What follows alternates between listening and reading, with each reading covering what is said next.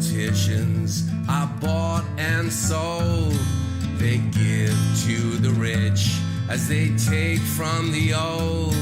They give to the rich as they rob from the young.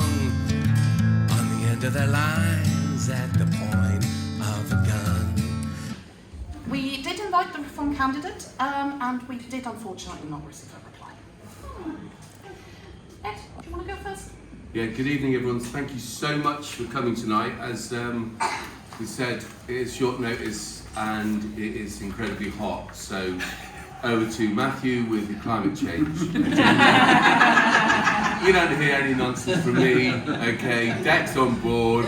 I will run a sustainable development organisation. What's sustainable development if it isn't about human survival within the context of the natural environment and the social environment? So, over the last 25 years, specifically since we've formed that organisation, I've worked in some really bizarre, and lots of people think, that we just work A in Chippenham, B with young people, which would be great if we did, and I would vote for me if I only did that, but we don't. We also have worked in big organisations and companies like petrochemical companies, PVC conglomerates, paper mills, to look and to explore the whole environmental impact, the social impact of what they are doing. It's a direct input, so we work with some professors, and Jonathan Porritt, there's some people here would know Jonathan Porritt, so working alongside people like Jonathan Porritt to formulate a different way of approaching the big polluters. That wasn't how Greenpeace, so it was a two sort of pronged approach. Greenpeace were doing it through protest, we were doing it through creative workshops with their management teams to get them to emotionally connect to the subject matter. So that's one set of work. The other set of work is working up and down the country, working in really disparate communities with some of the poorest and some of the most disadvantaged areas of our country. Places like Salford. Anyone from Salford? Of course, you couldn't afford to get down here. So, Salford, Brixton, wherever it is, all the sort of so-say Cornwall as well, bizarrely, economically deprived area. It's quite interesting that how when we say Cornwall, they go, oh, that's all right. So, well, it is in the summer, but we don't go in the summer, we go in the winter when, of course, the economic aspect of living in such a place is quite desolate. So, our work has brought me to the Home Office, to the Department of Culture, to advise them on community cohesion, working with children in care, which is one of our specialities, working in communities, looking at how we can develop more cohesive ways of living, both within the social aspect of sustainable development and the green environmental aspect, because the Earth will survive without us. It doesn't need us. So Friends of the Earth, good luck. I want to say Friends of the People so we can survive, and then I want to hand it over to Declan.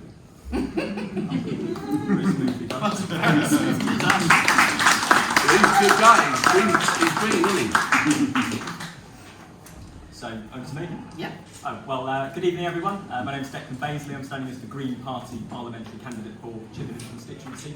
Now I can hear what you're all thinking. He looks very young. And the truth is I am relatively young. I'm just jealous. Yeah, got great skin too. The truth is I am relatively young. But this world's made me feel very old before my time. And I've never felt like I have the luxury of waiting for grey hairs on my head to say what I need to say, to do what I know needs to be done. So a little bit about me. In 2019, I was born and raised in Chippenham. In 2019, I joined the Green Party out of the growing concern for our planet and the failing state of our country. In 2021, I was elected onto Chippenham Town Council. And in 2023, I was very proud to serve as the town's youngest ever and first openly gay mayor. In my time on the council, I've been instrumental in getting our town to declare an ecological emergency to protect and expand threatened habitats.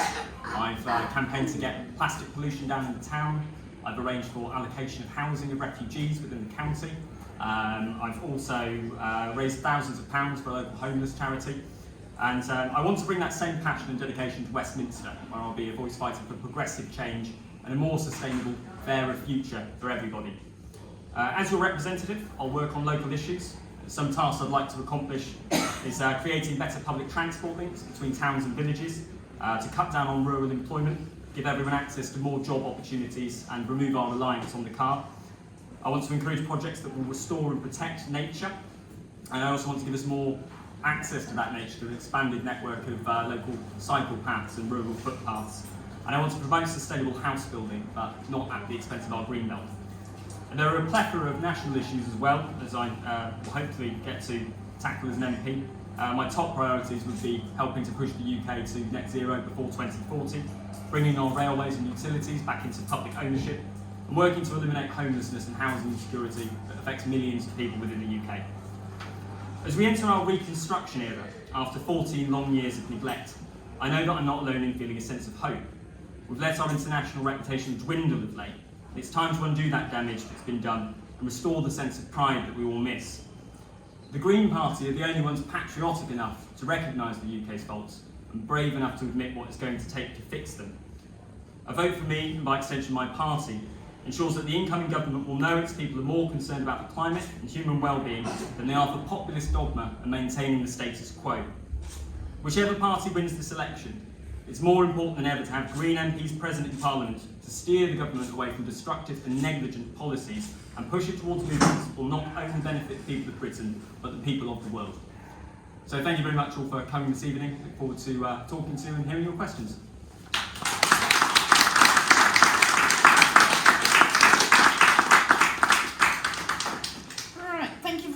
Both. I'll start with the statement that was sent in by Sarah Gibson, who is our Liberal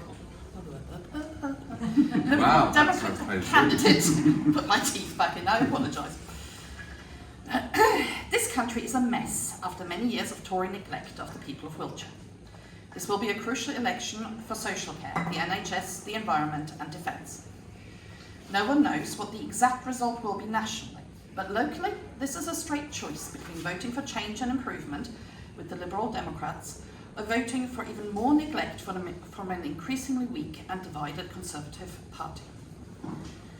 I would have liked to have been here with you all tonight, but with 1 week left until polling day, a previously scheduled commitment has prevented me. The towns in our constituency need a real, hard-working Liberal Democrat MP who will listen to you and understand your needs. We need more than someone who just talks at you about what they may or may not do. I am not a woman that makes empty promises, and I will always remember my duty of service, my duty of care to you, your families, and to our community. As potentially becoming your next Liberal Democrat MP, I have already started addressing the national and local issues affecting our area. I have been speaking to local GPs about improving health delivery across our constituency and the need for an urgent care centre in Chippenham. I've already had a meeting with the CEO of Pharmacies England to discuss filling in the missing gaps in towns like Corsham and Calne. I have met with the regional head of Wessex Water to end the damaging dumping of untreated sewage into our Avon and will continue to do so.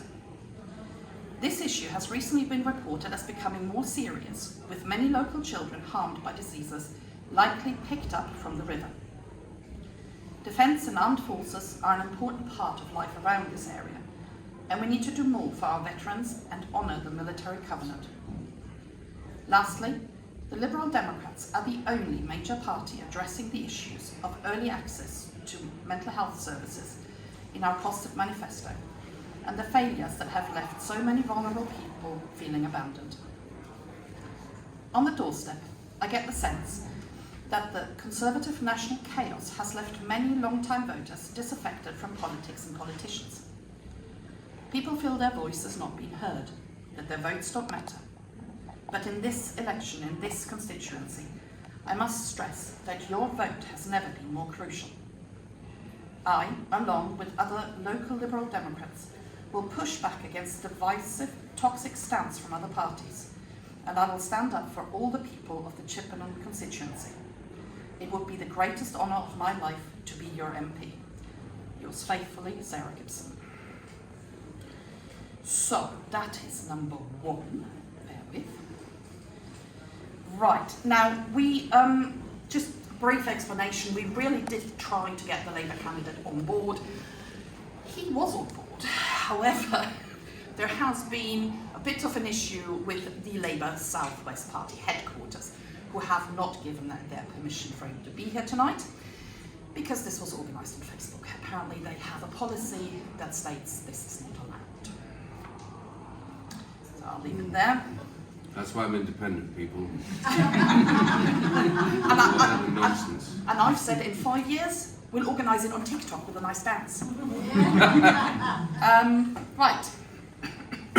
Let's hear from Ravi. Starting my life in the UK with £20 in 2006, the UK instilled in me the confidence that I could achieve anything with hard work and determination. The UK has been an integral part of my growth as a person. I am grateful for all the support and love I have received from the communities, and it encourages me to want to serve as an MP. I want children growing up here today to feel the same way, to be confident that their prospects in life will be determined by their talent and what they are prepared to give, not by their postcode, the colour of their skin, or the size of their parents' backgrounds. The country needs a Labour government like never before. I'll bring my 25 years of work experience and the skills I've developed to serving you as your MP. I know that together we can win this seat and start the great work of improving the lives of all members in our Chippenham community. It won't be easy, but in me, you'll have a candidate you can trust to deliver. I'm Labour through and through. I am from a working class family in India. My father and brother were both active trade unionists in the manufacturing industry and fought for better conditions and welfare for their fellow workers during the toughest of times. This is where I learned about social justice, equality, and that someone always has to stand and fight to protect those who are more disadvantaged in society. I understand the problems that Chippenham faces and the fact that these problems have been aggravated by the hopelessness and inactivity of the current Tory MP. No one will work harder to win this seat and serve Chippenham residents. I'll always go the extra mile in my efforts to get the very best for Chippenham. Our town and our country have been failed by 14 years of Conservative government. I want to change that. I want our constituency to have excellent schools that nurture young people's interest in the world around them. Good, well-paid jobs available locally. The chance to get on, not have to dream of moving out. I want older people to have dignity and security in later life, not waiting hours for an ambulance, weeks for a GP or years for an operation. I want everyone to have decent homes and be able to enjoy life's little luxuries, not fearing the next gas bill or the next trip to the petrol station. I am appalled by the lack of honesty, integrity and decency at the heart of government and believe our country deserves so much better. Britain is a great country. After 14 years of Conservative chaos, Britain is crying out for change. Public services are decimated, the economy is stagnating, and people are struggling to make ends meet. The Liberal Democrats share responsibility for the first 5 years of this, implementing the austerity programme in coalition with the Tories. Labour offer a clear alternative that focuses on rebuilding our NHS, investing in education, making work pay, and addressing the climate crisis. Only Labour has the vision and policies to build a fairer society where wealth and opportunity is created and shared. Vote for change on the 4th of July. Vote Labour. Right. Now, I've had some questions sent in to me, and I'd like to start with one that has sort of come up time and time again. So I'll kind of use that as an opening question to our two candidates and then open up the floor to you, if that's all right. So the one question that has been asked, I think 5 or 6 times in my inbox today, and that is from people who cannot be here tonight, sorry, is between now and the next election, what changes do you want for Chippenham, and how do your constituents hold you accountable and can check your progress? So I presume by that they mean Chippenham constituency. Yeah. A key part of the policies of the Greens is actually to bring in a regeneration of public transport in the UK. I saw a report a couple of weeks ago that said about 7 in 10 UK adults believe that they could not get rid of their car because they need it for work, they need it for travel. And I understand that that is a huge reason why people are unkeen to ever give them up, even though they might want to.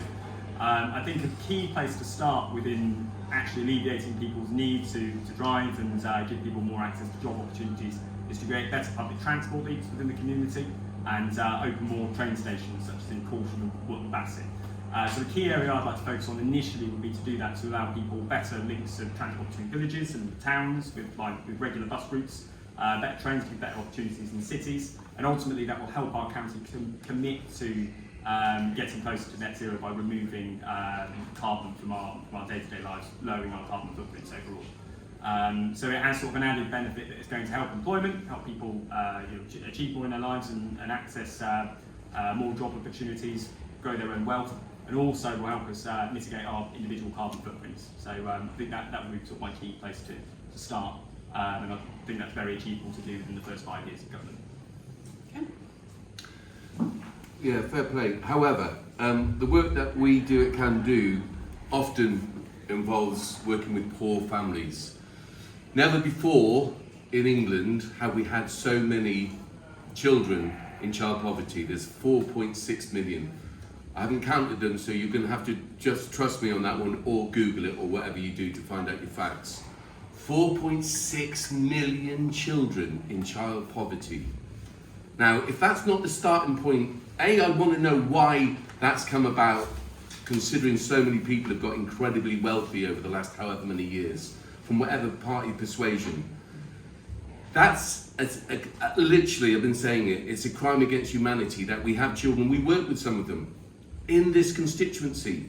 So it's not like I'm talking about the work that we do in Salford or wherever. I'm talking about in this constituency, yet no one's focused on it, no one's done anything about it, it's only got worse. So that we have more children in poverty than ever before is a disgrace. Couple that with homelessness, that there are more people with second homes than have first homes. What sort of society is it we're pretending that we'd like to have? Because if you don't think that having a poor start to life goes on to affect a child in every decision that they can make, what opportunities they might have, both in education, but more importantly in the social education, opportunities to do after school clubs, all sorts of stuff when they're younger, but whatever it is that's going to enrich their lives. So child poverty, which would alleviate child mental health and adult mental health, which would alleviate the hospitals, which would alleviate the crime. Not all people that are poor are criminals, because let's face it, lots of rich people are even better criminals. They've taken our taxes, they've hidden their money abroad, they've done all that sort of good stuff. So start with the children and the homeless, and if we've got time after tea, we'll talk about something else. But we'll have to restructure the tax burden on people. But my priority, our priority, and I think all our priorities should be, that bloke out there agrees with me. He was screaming, yes! Children are poor!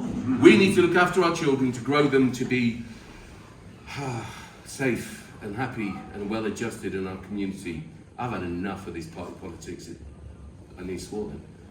I was scared of you. Don't I stopped. I didn't. I stopped. I looked out of the corner of my eye. I thought, nah, don't do it. This could kick off. Yeah? Yeah. So children, poor children and homeless people. If they are the two biggest priorities in people's, I don't know what is. And I don't believe there should be any priorities till we sorted everyone out with a house and kids out with a life that they can actually live without fear, anxiety or mental health problems. Thank you very much.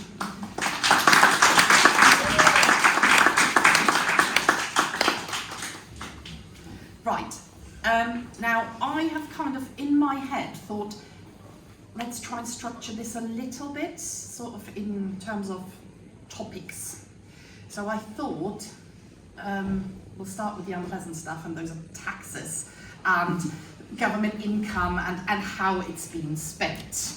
I think it's something that we're all interested in, particularly knowing how manifestos are costed, because, you know, there is no magic money tree, we've all learned that. So if any of you have any questions at this moment in regards to taxes, costing, benefit system, all this sort of nice pot, please let me know.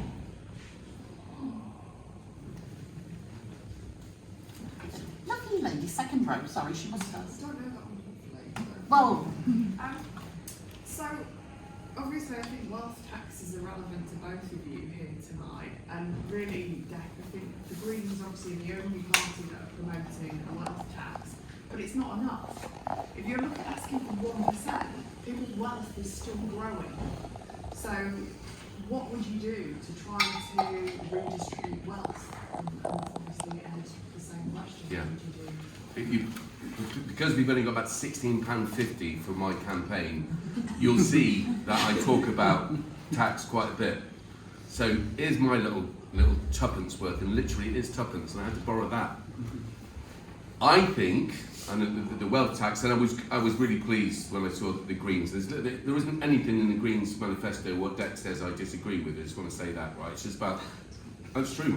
And I know his dad. He's a lovely man. No, that's part of it, but it's actually true. The green policies are fantastic. There's no doubt about it, okay? So let's not beat around the bush and try and say that actually the environmental message, which is absolutely underpins all our survival, isn't really important, because it is. But actually, when you're dealing with poverty, let's get them sorted out, then everyone can look at survival strategies for all of us, right? And about consumers and everything else. But I want to restructure the tax system. I want to ban offshore accounts, all these, foreign bank accounts that people, the loopholes, for all people. But obviously the only people that use them are really wealthy people, right? So just on a personal thing, and lots of politicians, offshore accounting, forget it.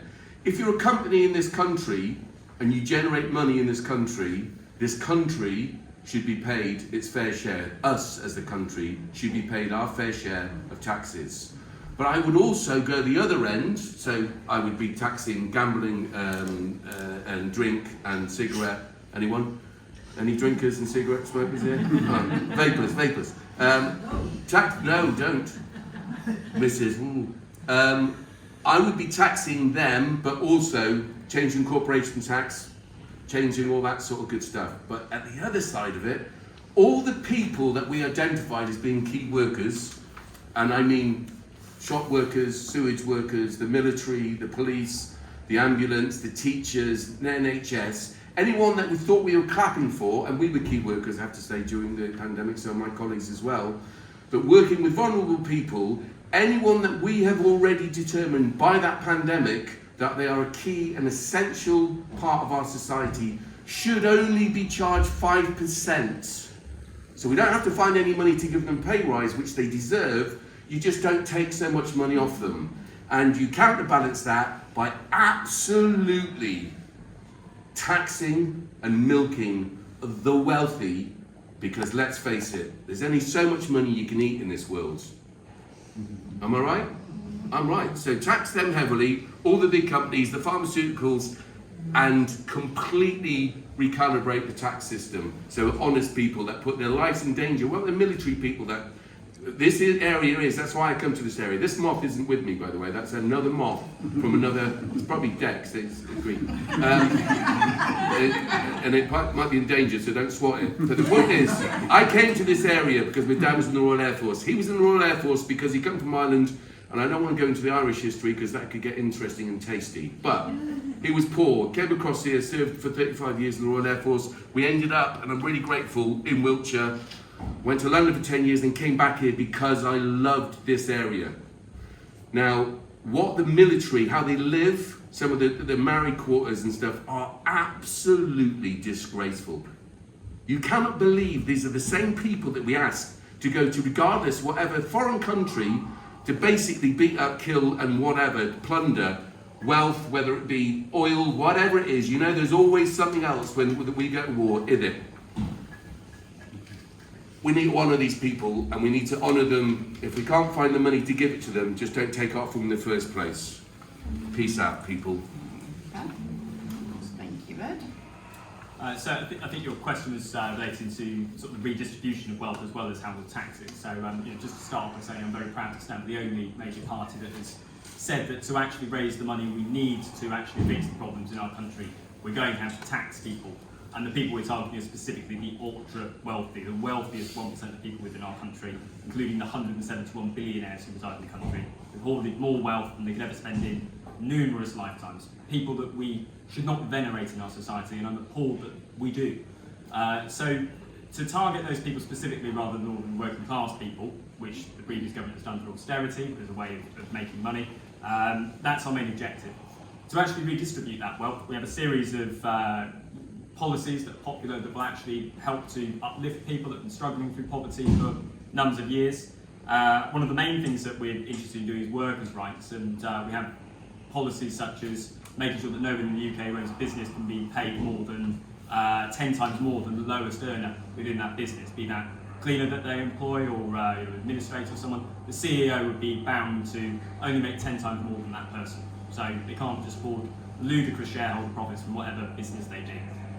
Similarly, as Ed's mentioned, we wouldn't want offshore accounts plundering money from our economy and then not actually contributing back into it, which is an absolutely rife problem in our country, and it's practically one of the things that defines us internationally, our finance sector.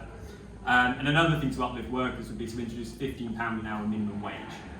So we know that that will help to uplift millions of people out of poverty, people who struggle to make ends meet because things cost so much more at the moment. And it would be very achievable to introduce. We're also going so far as to say that we believe that there should be a universal basic income in Britain. Now we know that that's not going to be achievable within our first term in Parliament, probably by the end of the second, so about 10 years from now.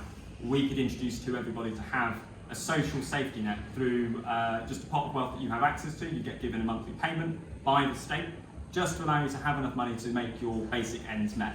It's something that's been adopted by other countries in Europe. So, for instance, in Sweden, I think it is, they have a monetary fund for children under 18 so that they get a basic income to make sure that no child lives in poverty, that their parents can always support that child. And it's led to a reduction in that poverty, child suffering. So these pragmatic policies to problems that we all face, and the redistribution of wealth is probably the most important thing that we need to focus on in this country, but we're actually the only party that's talking about it properly and taking it seriously. We know there's enough money, we just know it's distributed very poorly, and we want to be the party that changes that. Thank you.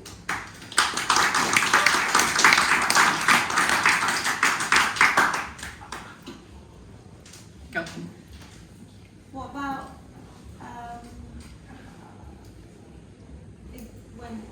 how hard it is to get when you're a disabled person? How hard it is to get your money, PIP, universal credit, stuff like that. Yeah, so we want to restore the amount of money that people get through disability allowance and actually increase it. We've got a plan for social care and funding the NHS that also includes giving more funding to disabled people. So we've put aside £20 billion from our budget, which we believe will be used specifically for social care and to allow disabled people to have more access to welfare to keep them on their feet. We know that it's been insufficient what's been offered over the past 14 years. We know that it's some of the people that have been plundered the most. They have the least access to care that they need and have the least access to assistance from the state, or there's none at all. So we want to actually build a security safety net for people and mean that they can make ends meet rather than have to struggle on what is a pitiful amount at the moment. We know that it takes more than actually just funding money into a problem to fix it, but it is the place to start really. We want to look at actually treating social care as part of sort of a replacement to disability benefits, to actually make sure that people have access to exactly what they need rather than just being told what to get by on, rather than being means tested very unfairly in often situations. People often lose their benefits through no fault of their own because they can't make appointments or because they're deemed fit to work. We've seen appalling things that have happened over the years of austerity where people who were no way able to work have died because they've not had access to their benefits. We really think it's appalling. We want to reverse that and make sure that there is money there available so that people can just exist. Everyone has the right to not have to worry about financial situations because of disability.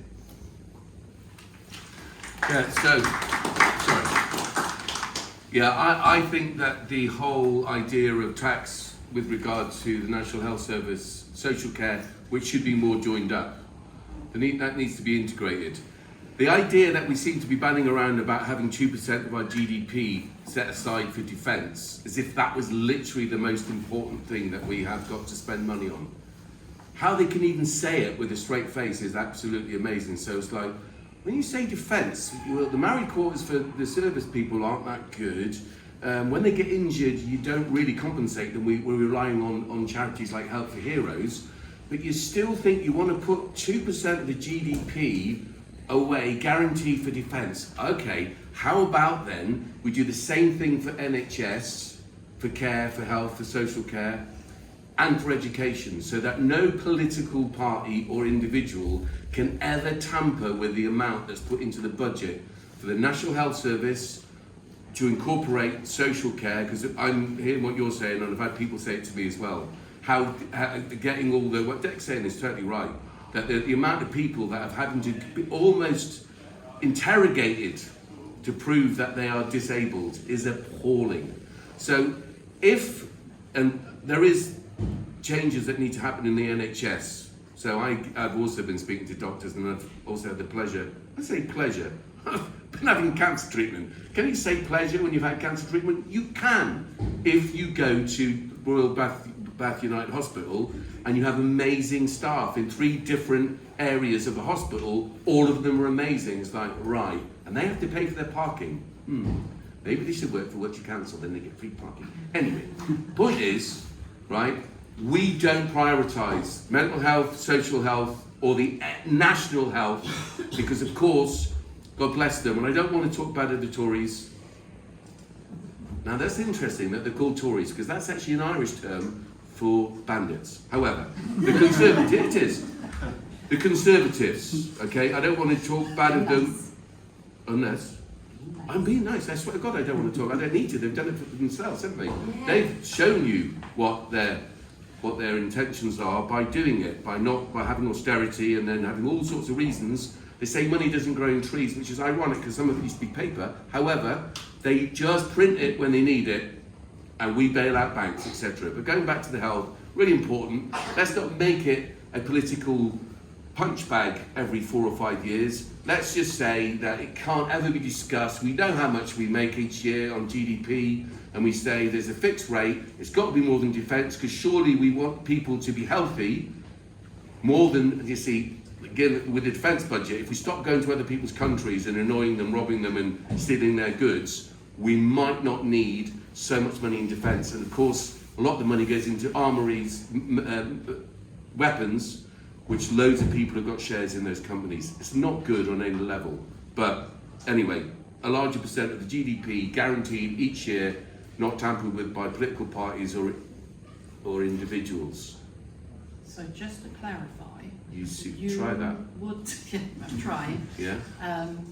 You would ring fence Uh-huh. a certain percentage Yeah. of the GDP Yeah. for NHS, education, defence, benefits. Yeah, the defence they want to do anyway. So let's leave the 2% for the defence and say that that's nice, as long as they actually treat the military personnel well, and they look after them when they're injured and they have mental health problems. But that there is a bigger percentage put onto National Health Service, social care, and education, specifically. Thank you. Right, next. Who has more questions? Yes. One, and then I'm going to have to go and get some feedback with it. I'm not intelligent, but I'm well read. I am disabled and I have trouble proving it every single time. But the things everyone is talking about now are long-term plans, 5-year and 10-year plans. What I would like to know is, what realistically do you think is the first actionable thing that can be done locally? Just anything. What's the first thing that can happen within the place, close to the places that we live?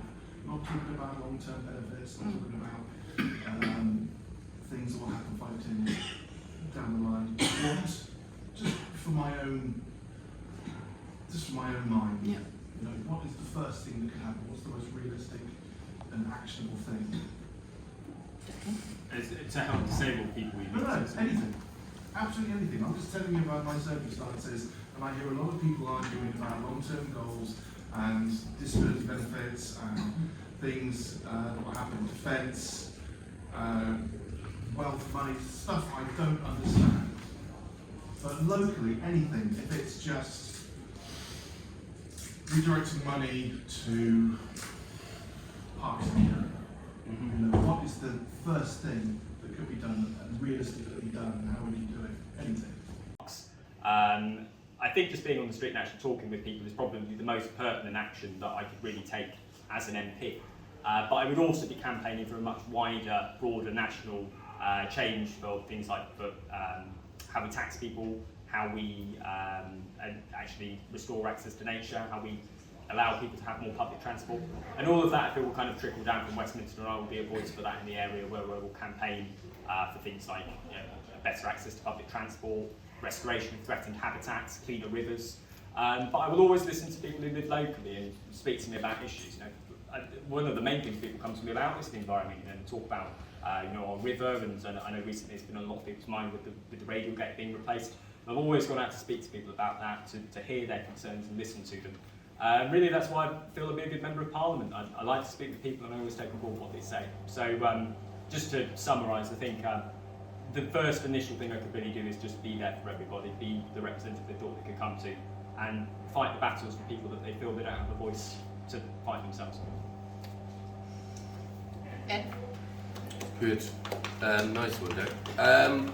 Personally, what I've said, I pledged physically straight away, is use the £86,000. God, that's a familiar sum. Who gets paid 85 grand? I don't know. Anyway, we'll talk about him in a minute. £86,000 for, to put into the 5 towns in our constituency. Right? Split that up. Formulate working groups of real people that can absolutely identify in their areas the most important issues facing them, right? And I mean, all. So pensions would be. Oh my goodness, 100%, 100%.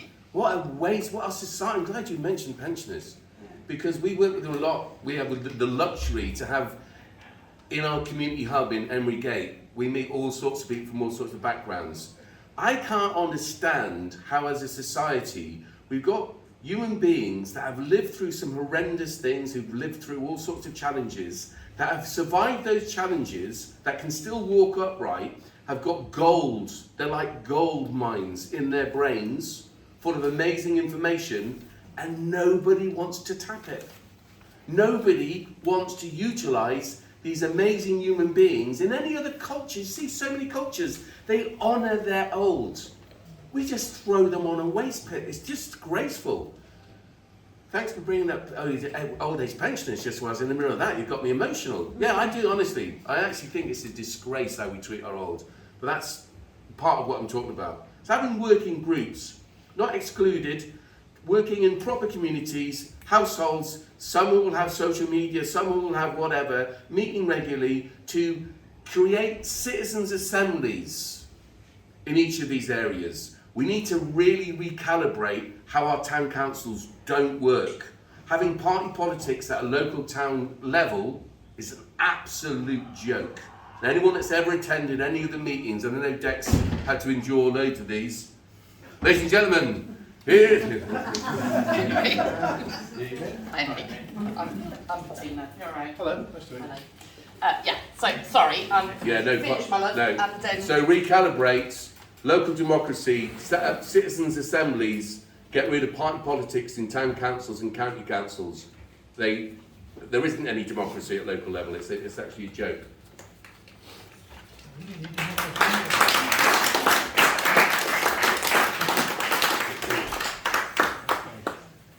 Right, we're going to circle right back to the beginning because we now have Nic with us. Nic Puntis, he is the candidate for the Conservatives. For Chippenham, for the new constituency, Nic, if you'd like to take a couple of minutes to introduce yourself, please. The others obviously have done that. Sure, you're not going to go right back to everything you started. No, Oh, yeah. no. I think this lot would cope with that. So yes, hi, good evening, Nic Puntis, so Conservative Party candidate for the Chippenham constituency. I'm actually quite pleased to be sat in the room with two other local chaps as well, because I think actually it's essential that we have somebody representing us that knows what it's like to live here, to raise a family here. You're not quite at that level yet, I know. And to work here as well, and two of us are Chippenham Town Councillors as well, so I think that's important and I'm pleased about that. But for me, further than that, I've worked in all of the towns in the constituency. It's not just Chippenham for me, although my heart is Chippenham. It was where I was born, where I've lived for most of my life, where I've raised my family, and I have a lot of my relatives still living here. You're not leaving because of me, are you? Allergic. So yes, I mean, it's important for me that we have somebody local. Now, as Chippenham Town Councillor, but moreover as a Wiltshire Councillor, I'm also a Wiltshire Councillor in Chippenham as well. My role has been to represent this community for the last 3 years, and within a certain patch within Chippenham, as opposed to the whole of Chippenham, but Chippenham Town Council gives us the platform as councillors to do what we can to help. So the sort of things that I've been involved with, for example, are the river project. So that's been ongoing for a couple of years now. As soon as they realised that the weir needed replacement, I'm the portfolio holder for flooding, and I'm also on the Wessex Regional Flood and Coastal Committee. They are the committee that I'm a member of that are providing the money for the Chippenham project. And I urge you all to get involved in that, because that won't happen unless or it will happen, but it won't happen in a way that Chippenham residents don't want it to. It's really important. There's a lot of very contentious things about that, including the level of the water there, and I think we need to have that representation from you guys in order to tell the Environment Agency exactly how you would like that to look. But further than that, Doorway. So it's another charity that's close to my heart. We've been supporting it for the last 4 years. It's ironic that I put on my Facebook page, with the permission of the CEO, that I would try and represent them and tell everybody about Doorway, to try and make sure everybody knows about the great work that they do. And then I got a load of abuse for doing it. People accusing me of doing it only because I'm running for MP, without realising that actually we've been supporting it for the last 4 years. So that's another charity that I'm involved in, and with that I've arranged meetings with Wiltshire Council, and they are now talking to each other about how Wiltshire Council can promote Doorway and help them do the great work that they're doing. Because we need to get the homeless element of our society off of our streets and help them get into employment, get into jobs, get into homes. So it's a really important part. None of us like to see that on our streets.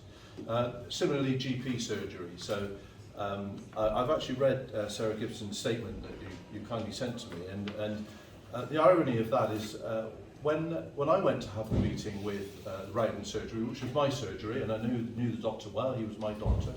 First thing he said to me was, "Don't talk to me about Sarah Gibson coming here." It was like the Ed Davey show. They just turned up and did Ed Davey this, Ed Davey that, Ed Davey the other. Didn't really talk to me about anything to do with what we needed, what we wanted as doctors. And he said he was really pleased. I spent 2 hours with him, and I promised him that I would arrange a meeting with the Secretary of State afterwards, which I then did. And we've now had that meeting with the Secretary of State, and they've talked to us about how they want to see Chippenham Hospital, another place that I've used, unfortunately, a few times, having minor injuries, but integrate that within the surgery to add capacity, so they can therefore have more doctors' appointments and things like this. So there's some tangible things that I'm doing already for Chippenham as a town centre. I'm involved with the town board as well, so although I'm not on the town board, I make sure I understand what they're doing in the town board, and I speak individually to them. That's about encouraging businesses into the town. An example of this is Tesco's is leaving, unfortunately, but they're having a mini one where Wilkinson's used to be. But with Tesco's going, that means Acorn, who own Emery Gate, are going to redevelop Emery Gate. They're going to basically turn it inside out so that we can use the river as a frontage for the shops and hospitality that will attract people into the town. and attract businesses into the town. So that's something, again, that I will continue to push. I've probably spoken enough now. I So think there'll be questions that I think flesh some of this a stuff few out. of that will lead to questions in a minute, Yeah. so let's sit on that. We have just had, again, I'm going to sort of slightly circle back, a couple of questions regarding benefits and access. And the difficulty that the community faces when they have to claim benefits, whether that be PIP or DLA or job seekers or whatnot. But let's go back to the... Whether they need to tell people about these changes, then it shouldn't be something that they have to pay back because of mistakes made by others. So that's a big issue. But I don't know how that system works from inside. Unfortunately, I'm not an MP at the moment. I don't have the knowledge from inside government of how that works. But I cannot see why it is so complicated. It doesn't need to be complicated. The people that we're dealing with are stressed enough already. They need to be put in a situation where they can properly look at a way of accessing this funding, of which there's plenty of money for funding. It always needs more. Everything needs more money. But there is plenty of money in funding, and they need to be able to access that in a way that they can do quite easily, not necessarily online, because we're not all online, and a lot of these people that would look at claiming these things maybe not be able to use online so well. They ought to be able to go to the doctor's surgery and get them to help them do these things. So there's all sorts of ideas running around in my head that I'd like to do to help this area, the social care area. But I think it's so complicated at the moment. My big take from this is it needs to be simplified. Without a shadow of a doubt, it needs to be simplified. Thank you. There's a gentleman back there, yeah. Evening. Firstly, thanks for reading actually and introducing this. It's a good message. Ed, you jumped on the NHS and you're fitting around in your tax answer, and that's obviously a key topic. I work for the NHS or the progress in England, so we talk about paying for parking. It's a fair point that it's an outsourced commodity because according to time out the way to make that work financially. Things need to change, and they need to change significantly. And as someone working on the right side, just more money isn't really going to work right now. No, it's restructuring. There's an infrastructure issue. Like you can pay for the operations you want without any more operating theatres. Absolutely. Yeah. Now, I've always worked for the NHS. Ambulatory government actually, with my fresh employee here. But the private sector does offer resource. They are prepared to put spade in the ground and build things because it can be private funded. So I'm intrigued to hear your thoughts on what role the private sector may play, but equally, what would be your view of this fundamental change that needs to come? It doesn't need to be massive. And it won't go overnight either, because all of this talk about GPs, more GP, several thousand on this, the time that they do for university will already be more than 100. So that's all politicality. To the gentleman's point, what happens on day one in terms of those bits. To our consumer. So the questions around your... Yeah, cool. So, can I? So when I talk about money for the NHS, you're totally right. It should be used by the professionals who understand the nature of how the NHS really works, not a management level. That was an assassination attempt. It was pretty rubbish. Unless I drop dead now. It needs restructuring, 100%. I don't agree that doctors and nurses should be paying for the parking. That's appalling. That's just ridiculous. It's absolutely absurd. It's an insult. So I don't agree with that. I do think that, however, that and there's loads of GPs that are out there that aren't being utilised either. But there is billions of pounds by design, by ideology, that has been redirected to the private sector, that if it was invested in the NHS, if there was no other option, we would have a much more functioning, because it's not, these people you're talking about, these private sector people, like in trains, don't come from another planet. where they have a different work ethos. Putting money, wasting money on private sector anything to do with public money is an absolute, literally that, a waste of money, and it's our money, it's the taxpayers' money.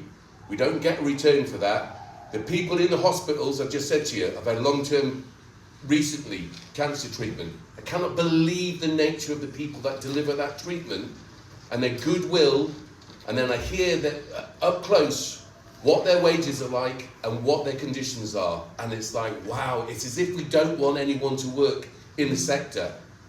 So actually, I totally disagree with you when it comes to private investing.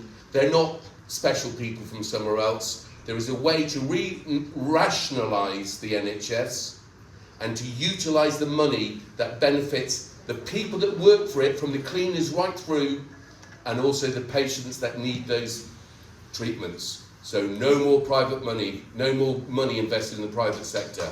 Good night, and God bless you.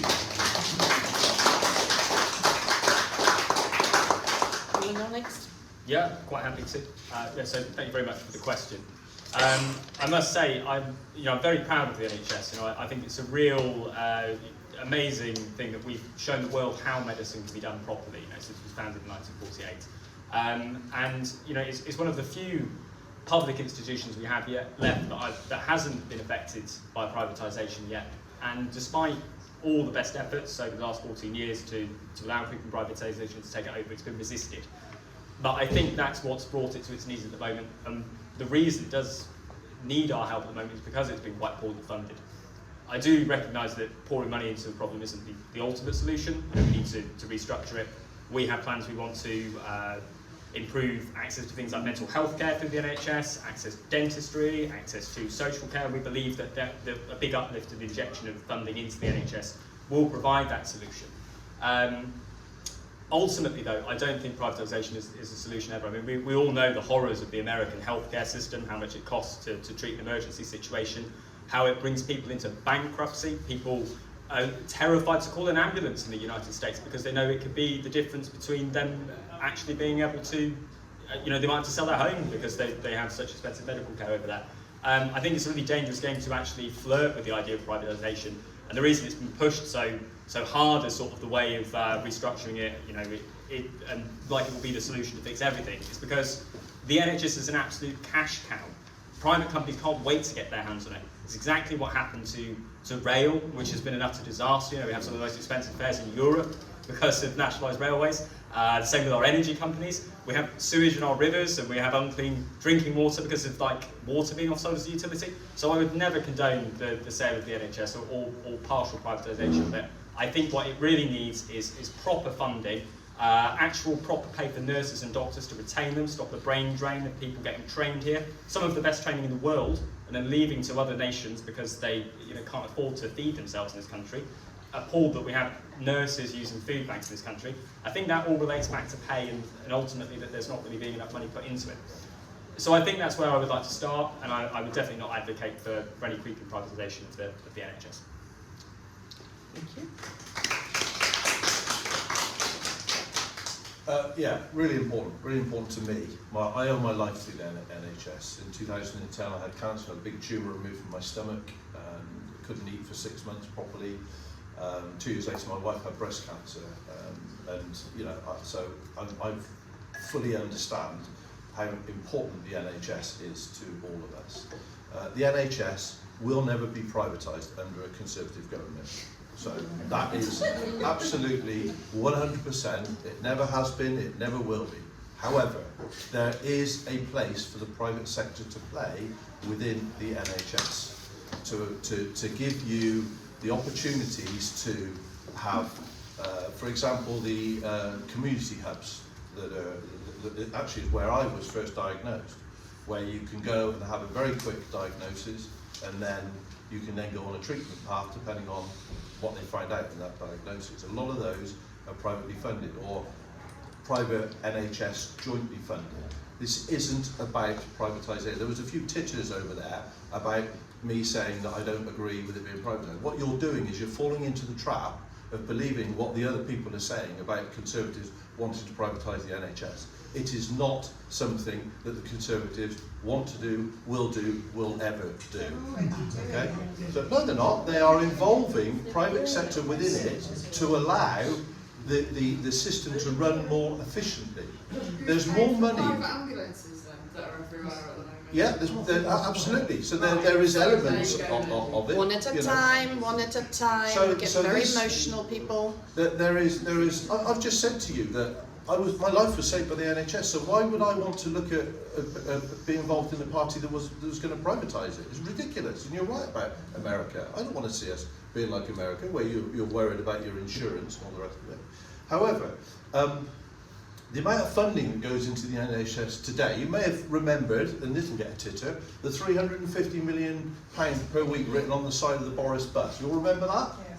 More than that is now going into the NHS since Brexit. More than that is going into the NHS. I've said it twice because most people don't believe that, but it is. More money is going to the NHS than the £350 million a week that we had to pay to the EU. So that money, right, so coming back to the original part of the question, what I would do about it. So I'm a trustee and a chairman of a cancer charity. I have been for the last 10 years, trustee for 15 years. And I'm also a trustee of a global cancer charity that represents all rare and less common cancers. One of my trustees is an ex-NHS CEO.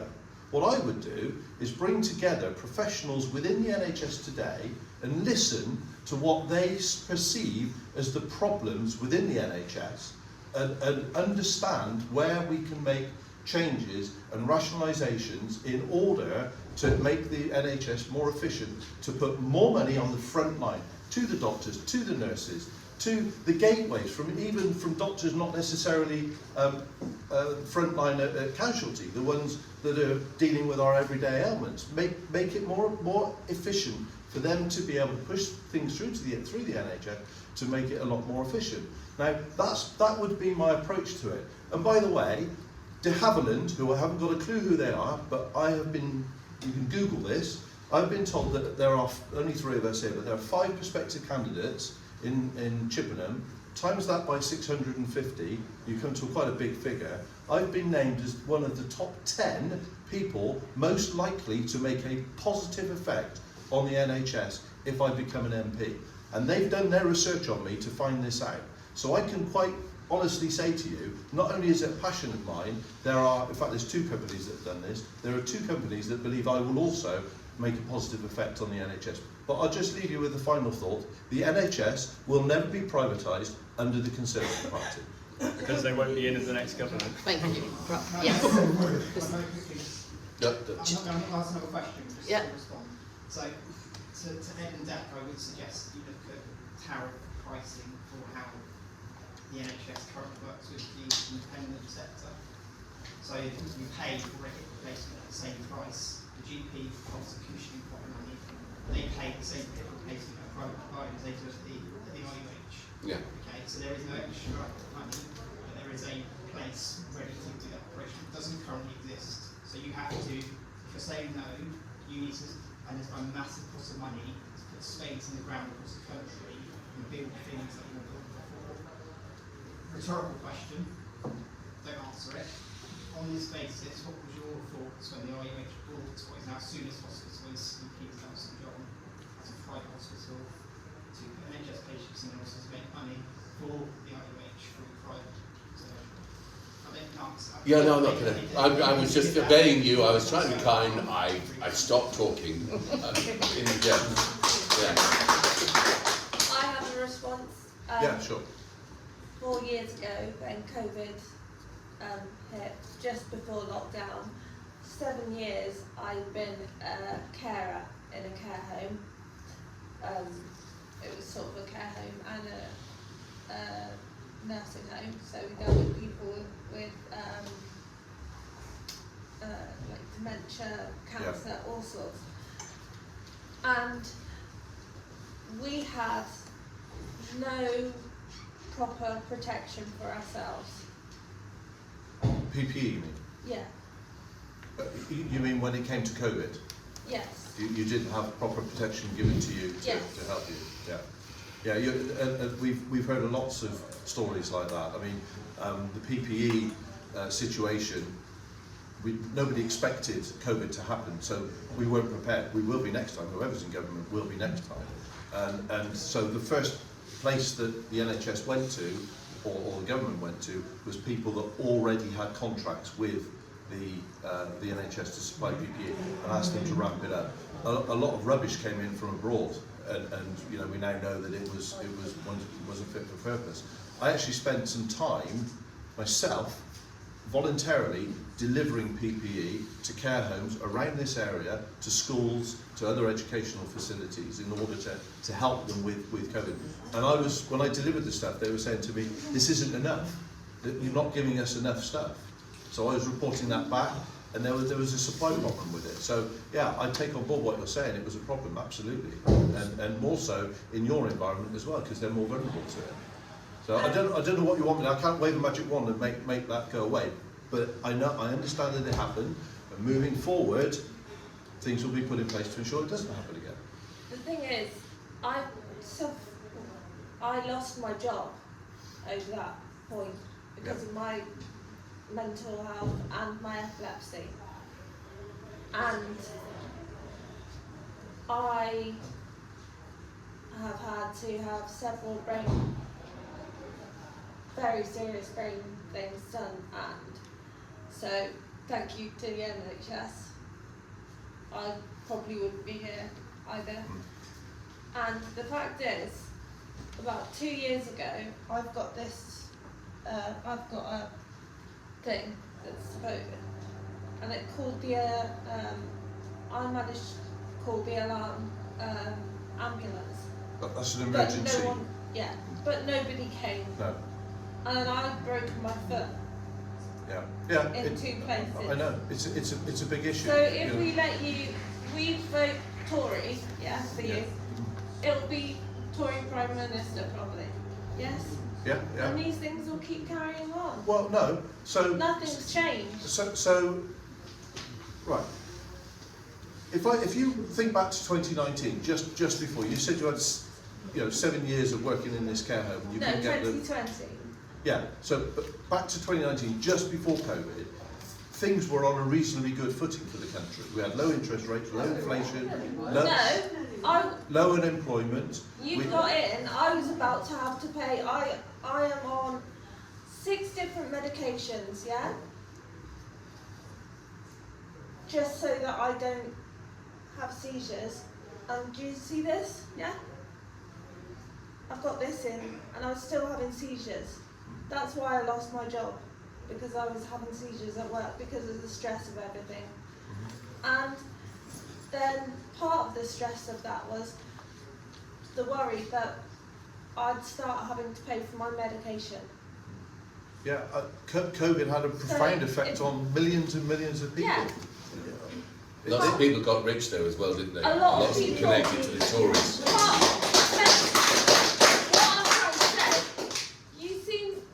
Very lovely. Thank you. But his wife's even better. No, she is. You haven't met her. She's the Prime Minister, if we vote locally Tory, it will stay. We'll stay. The country will still be being. I think you can rest assured, bless Nick, if Nick gets in, there won't be a Tory government, not for a long time.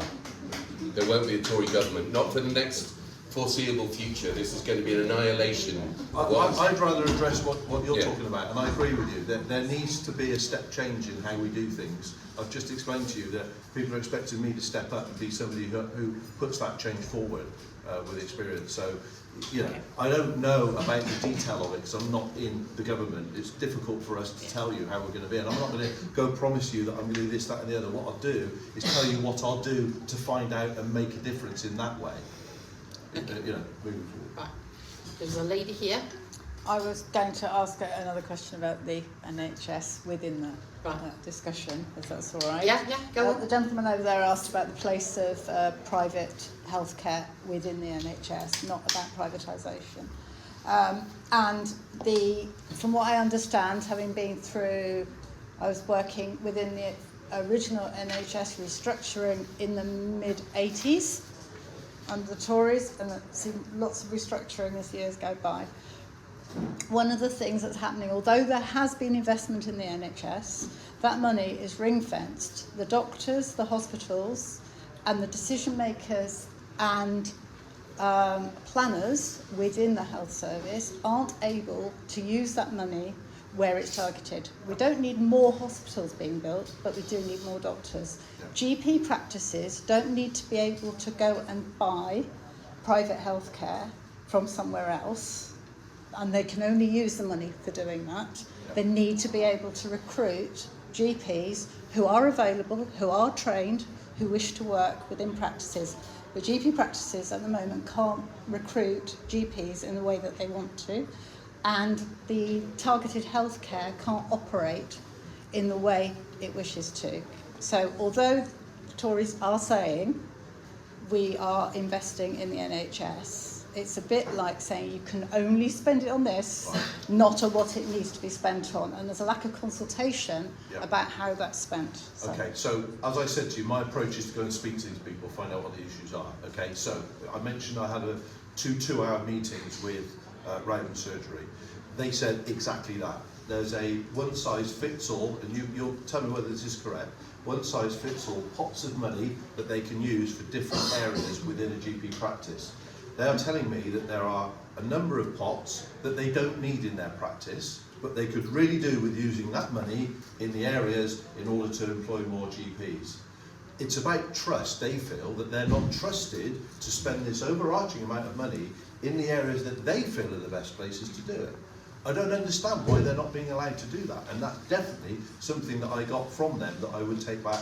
And when we spoke to the Secretary of State, she said that she understood there was a problem with this, but it's such a big thing to deal with that it won't take 5 minutes to deal with. And I said to them, well, what you need to do is look at individual surgeries in rural areas versus in city areas, and maybe have 2 or 3 platforms that you look at, not one global platform, because one size does not fit all.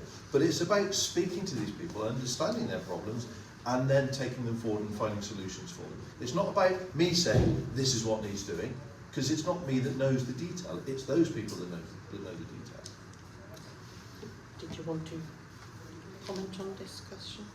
Yeah, I'm more than happy to. I mean, just to echo what's been said, I do think that the best people to actually ask about the problem are the people on the front line, people who are working in hospitals, doctors and nurses and patients. Who better to ask than the people who've experienced the care? Who better to go to than the hospitals themselves to say what they need? But no hospital in this country should be without what it needs. Nobody should be, budgeting because they can't afford, an MRI scanner, or they don't feel that they can hire enough doctors or would train them. We have the means to actually provide care for everybody, but as I see it, it's just poorly funded, or like money's poorly distributed. We have our 2-tier health system where people get fast-tracked through private healthcare instead because they don't want to deal with waiting lists. So I think more money into the system will actually ultimately allow us to get waiting times down, allow us to retain doctors, and allow us to give the adequate care where it's needed, listening to the people who know it best, and the people that will give the answers to the solutions. Anyone who pretends to know it better than them is a fool. So, sorry, are you suggesting then that the private healthcare system is a good thing to continue with?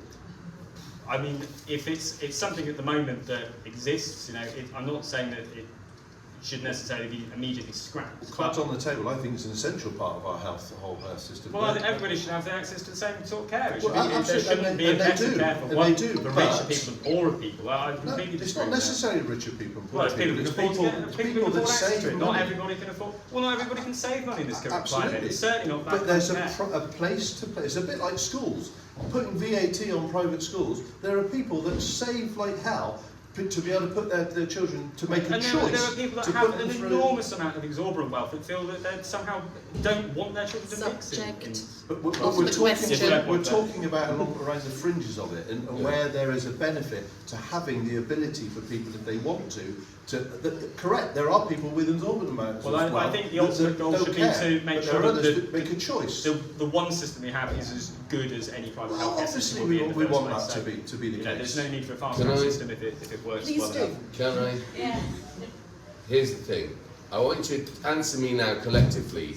Do you think if it was a law that you couldn't represent a constituency unless you'd lived there for 5 years, that you couldn't send your children to anywhere but the local schools or your family to the local NHS provider. Do you think that people that then became MPs would vote to make sure that those services were as good as possibly? So in other words, you couldn't send your kids to private schools, you couldn't send your family to private healthcare. Do you think the services for everyone would improve, or do you think it would still be as bad? Vote with your voices, people. It's an irrelevant question. It's not a relevant question, because I'm literally thinking that's what we need to restructure our society. It's a completely irrelevant But it question. doesn't Not at all. answer the question. It does answer the question. So what about all the people that are employed in that part of the healthcare system? You're just going to suggest we sack them all? No.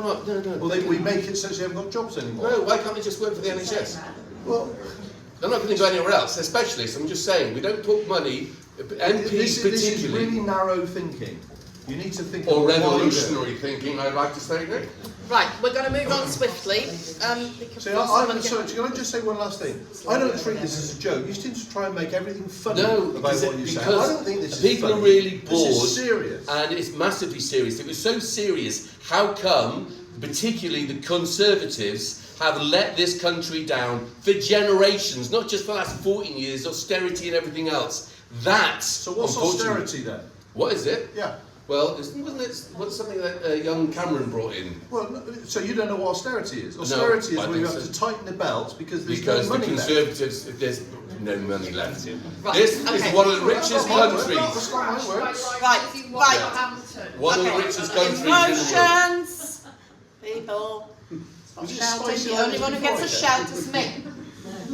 Okay, we're going to move on swiftly because there are a few more questions and everybody has the right to be heard. Thank you. Thank you. So I think it's probably fair to say that this room don't particularly want Nick elected as our new MP.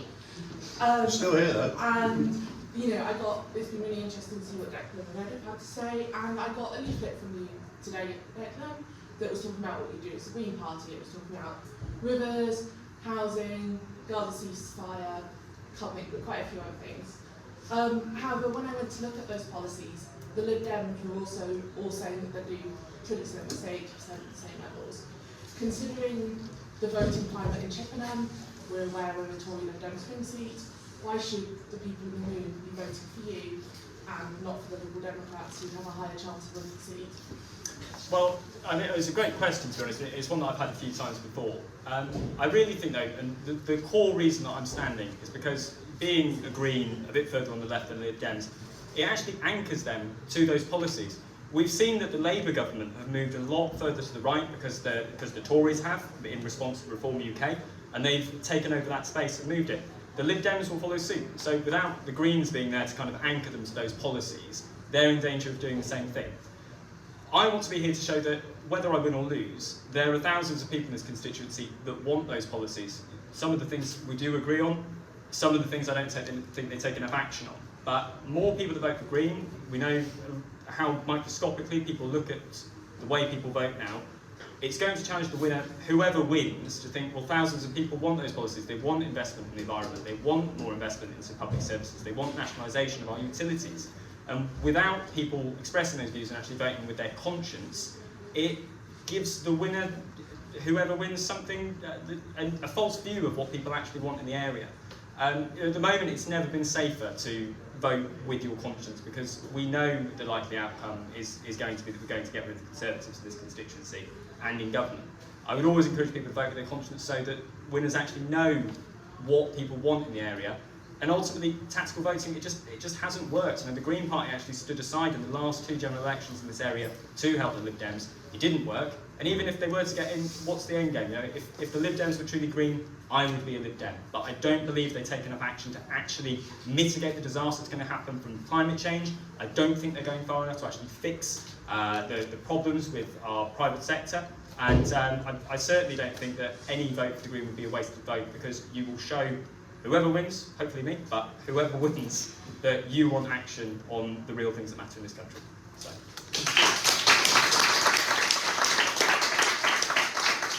Sorry, can I answer that? Quickly. Yeah, quickly. There was only 15 Lib Dem MPs by the end of the last government, Parliament. There were 19 independents. It's an absolutely total change, a sea change in how people perceive, because they don't trust big parties, and I'm not talking about the Greens, because obviously they've got great priorities, etc., but they've never been in government.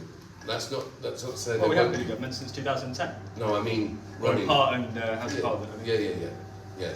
But what I'm saying is, you know what you get with the Tories. We've had it for generations, and it's the truth with Labour as well. They're just as bad, right? The Lib Dems are possibly even worse, because as soon as they got into power in any set structure thing, they jumped into bed, which is with the Tories, and totally went against their principles. So tactically voting for the Lib Dems is not, we need to get out of that sort of, that mindset that actually we either one or the other. Have neither, because they've proven not to be honourable or in favour of the masses. Vote by Deedigan or Green. It's up to you, or two. Really quickly. Really quickly. So on the green stuff, Declan knows this because in our very first Chippenham Town Council meeting, there was an open forum, and there were a lot of Green member representatives that came, and we went outside afterwards, and they came up to me and said to me, Nick, you seem to be extremely hot on wanting to implement green issues, but you're a Conservative. And I said, well, they're not mutually exclusive. We are, under this government, the first country to set a goal of net zero by 2050. We are the most forward-thinking we set it in law to be there by 2050. So I agree with most of what I live in a fairly green way myself. I don't have any fossil fuels in my house. I have an air source heat pump. I'm greener than you. So we voted green then? No. The difference between you and I is we have a different thought process about how to get there, how to implement these things. We cannot just impose all of these very expensive things on people during cost of living crisis and other. The 1% we're targeting are not a cost of living crisis. I can tell you that. But it's everybody. It's everybody that's going to have to face it. And you know, in other words, for example, this 2030 to ban electric cars. Electric cars are more expensive. We can't enforce it on people that by 2030. Sorry. Ban petrol cars. Ban petrol and diesel cars, so you can only buy electric cars. We cannot practically do that. Not least because there's no infrastructure there to be able to do it at the moment. No, but we're talking about phasing out car use, so putting in more public transport. You know, electric cars. And I agree with you. Public transport's the answer. But it's how to do it. It's how to do it. I go to Austria quite a bit. They've got lots of trams in Austria. Brilliant, fantastic things. But it's doing it in a pragmatic, sensible, affordable way, whilst understanding that we are in a crisis with regard to our environment. And that's the way I would support it. So I don't disagree with what you want to do. I just disagree with the way in which you want to do it. Thank you. So, I'll start off with a bit of my background. I'm an A-level student. I'm at one of the local schools, Hewish, here in Chippenham. I study politics, and so I obviously can't vote next time because I'm in year 12, so I'm very invested in politics. I witnessed firsthand kind of the devastation that kind of I've seen underneath the Tories. I had school strikes in my GCSE year. I had COVID disruption under the government's policies that impacted quite a lot of my GCSEs and therefore my A-level education. I've been under the so my question is, how would you handle education in this constituency and also beyond? Because it's an issue that's really important to me. And also, Nick, I heard you mention about the 50% VAT tax rate that Labour wants to bring in. Why can't we have a system of state education that is good enough as private education? That means we don't have to have any things such as that that it can be on par. I think it's a really. I wish we could, but you know, it costs a hell of a lot of money to run these big public services, education, health, You know, it costs a lot of money, and no government has ever been able to successfully run them all absolutely perfectly the whole time. That's an idealistic view. Shouldn't all our money go towards those public services so we can have everyone has the things they need and have the best education that we can possibly offer them? Yeah, well, that's the only way that you know your parents will pay tax on the money that they earn, and that tax goes into all the public services. It doesn't go anywhere else. It's all public service money. That's the economy of United Kingdom. Imagine your own economy in your own property, your own house. Money that comes in is what you can spend out. And if there was an endless pot of money, yes, we could just build loads of new schools and loads of new hospitals, and you know, it wouldn't cost anything. By the way, COVID was a global thing, and all the policies that were voted for in Parliament that implemented how we did it were supported by all the parties, because it needed cross-party agreement in order to do it, and they all agree with the way it was done. So, you know, okay, the government was in control, and yes, we've learned lessons about that.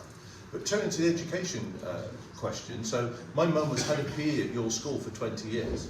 She then moved down to, a lot of people might know her from her school days. She then moved down to Sheldon. A lot of people don't know this, that went to Sheldon and saw her in a role as an emotional and behavioural difficulties teacher.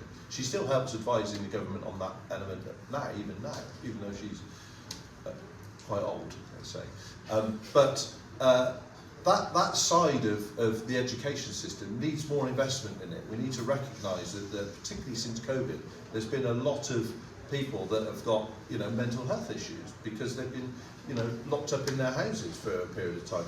Would I have done things differently, knowing repercussions of COVID? Yes, absolutely. I'm sure everybody would. But as far as investment is concerned, as the economy grows, there'll be more money coming in, and then we can start investing more. That's the way the system works. Our economy has been growing, but it is now. It's not been growing because we've had massive shocks of COVID, followed by Ukraine, and that's not just the old, Brexit, you know. Brexit. I mean, let's not talk about Brexit yet. We might do in a minute because that'll take the focus off of education. Yeah. With respect, when you're talking about COVID, £39 billion was wasted on phony PPE. Yeah, we talked about that earlier, absolutely. Yeah, there's, I don't know what the figure is, but that's what has been muted by papers, etc. Yeah, it's not acceptable. And it didn't just go to people that provided, it went to pet food manufacturers, so, It went to our current MP, quite a lot of it as well. No, sorry. What are you talking about? Absolutely not a chance did that happen. What are you talking about? So the Good Law Project, OpenDemocracy.net, and the other one, Private Eye, are all wrong in that Michelle Donnellan's family benefited for hundreds of millions of PPE contracts. Absolutely, completely and totally wrong. It is a complete fallacy. So 100, just like, and I'm sure you're one of the people that have been on to me about explaining why Michelle Donnellan with her libel case, which I'm happy to explain to you all as well if you'd like me to. But as far as that is concerned, Michelle Donnellan's now husband, but was a partner there. Well, no, I just think... I'm more than happy to answer the question. I know you are, Nick, but I would like to bring it back just the papers to something that is now relevant for this election and for this constituency. So this question about education... Exactly. Can we bring it back to education? Because Michelle Donnellan is our current MP, and she will be for another 7 days. She's not in that. She's completely irrelevant to us. No MP, no Secretary of State, nothing. Hallelujah, people. Let's just bring it back to here and today. I'd be interested to hear what both Deck and Ed Exactly. So, education. About education, well, I did speak earlier before Nick, so he wasn't obviously aware of that. That actually, I think we need to set aside a bigger proportion of our GDP specifically for education, and not just because of COVID, but actually just there is a level playing field. Taking it from where? No, you didn't take it from nothing. You just magic the money, yeah? Well, no. Well, where are you going to take it from? So if I was answering you, Nick, I'll meet you in the pub after, and we'll have a laugh about your party's political record. Back to you. So yeah, offshore investments. Look at the politicians that have been involved in that. Look at the money that's gone from Richie Sunak to his father-in-law's company. Look at non-doms, because it's money that we could be spending. You say there's no magic money. There is, it's just in the wrong people's hands. And they're mainly Conservatives. That's the problem. Corruption in Parliament, the backhanders, the lobbyists, the people that are putting money, so they're not spending the money where the priorities are, and that is going back to, they believe it in there too, the young people of our country and the old people of our country, to honour them, but we need to totally look at how we distribute and prioritise our tax and our GDP. If we're going to put 2% in defence, we need to double that for education and health. It just seems right as a civilised society. I don't dig what's been going on with the Conservatives particularly, but Labour as well, for absolutely generations. It's a laugh, it's a joke. It's got to be, because it can't possibly be serious. That's no way to run a country. So massive investment in education. And there's a lot of catching up that needs to be done, particularly for young people that had to endure the eat out to help out ideology of the Conservatives. As soon as Boris Johnson didn't die, I knew it wasn't as serious as it was meant to be. Seriously, it's like, yeah. So I think we need to prioritise, and we need to prioritise it out of the hands of politicians, out of the hands of political parties. Each year, GDP, this percentage goes to education, goes to health. Good luck. Thank you.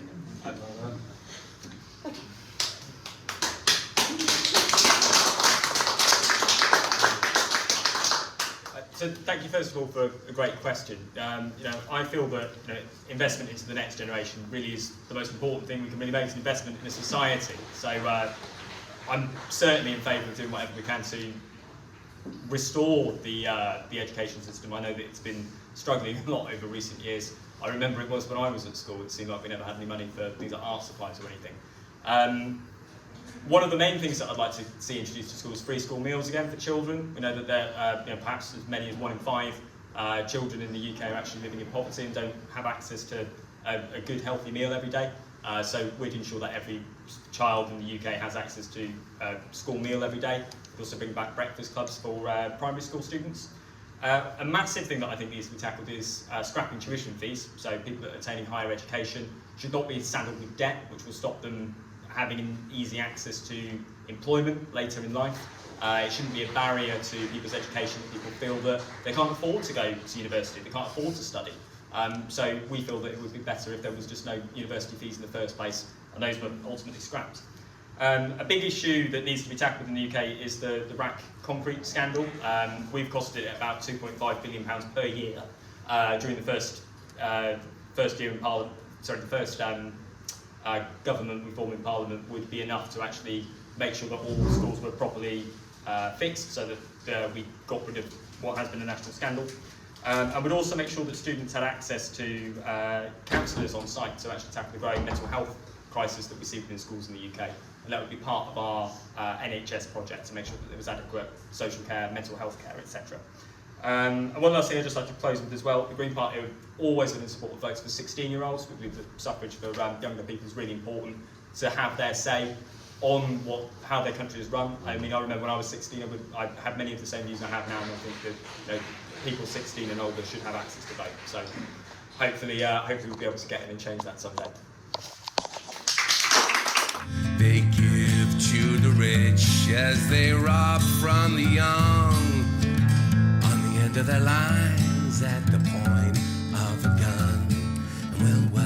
And we'll work till the end of our days to keep the few in their comfortable ways. We'll do as we're bid, 'cause we're programmed that way till the switch is switched and we all have our